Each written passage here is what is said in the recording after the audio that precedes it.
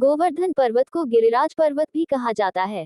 5000 साल पहले ये गोवर्धन पर्वत 30,000 मीटर ऊंचा हुआ करता था और अब शायद 30 मीटर ही रह गया है। पुलस्त्य ऋषि के शाप के कारण ये पर्वत एक मुट्ठी रोज कम होता जा रहा है। इसी पर्वत को भगवान कृष्ण ने अपनी चींटी अंगुली पर उठा लिया था। श्री गोवर्धन पर्वत मथुरा से 22 किलोमीटर की दूरी पर स्थित है।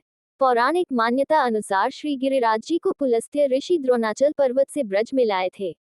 दूसरी मान्यता ये भी है कि जब राम सेतुबंध का कार्य चल रहा था तो हनुमान जी इस पर्वत को उत्तराखंड से ला रहे थे, लेकिन तभी देववाणी हुई कि सेतुबंध का कार्य पूर्ण हो गया है, तो ये सुनकर हनुमान जी इस पर्वत को ब्रज में स्थापित कर दक्षिण की ओर पुनः लौट गए।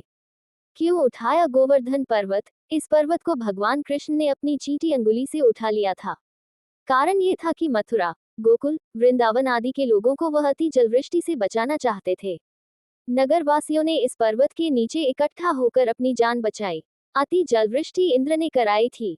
लोग इंद्र से डरते थे और डर के मारे सभी इंद्र की पूजा करते थे, तो कृष्ण ने कहा था कि आप डरना छोड़ दे, मैं हूं ना। परिक्रमा का महत्व। सभी हिंदू जनों के लिए इस पर्वत की परिक्रमा का महत्व है। वल्लभ संप्रदाय के वैष्णव मार्गी लोग तो इसकी परिक्रमा अवश्य ही करते हैं, क्योंकि वल्लभ संप्रदाय में भगवान कृष्ण के उस स्वरूप की आराधना की जाती है जिसमें उन्होंने बाएं हाथ से गोवर्धन पर्वत उठा रखा है और उनका दायां हाथ कमर पर है। इस पर्वत की परिक्रमा के लिए समूचे विश्व से कृष्ण भक्त, वैष्णवजन और वल्लभ संप्रदाय के लोग आते हैं। ये पूरी परिक्रमा 7 कोस अर्थात लगभग 21 किलोमीटर है।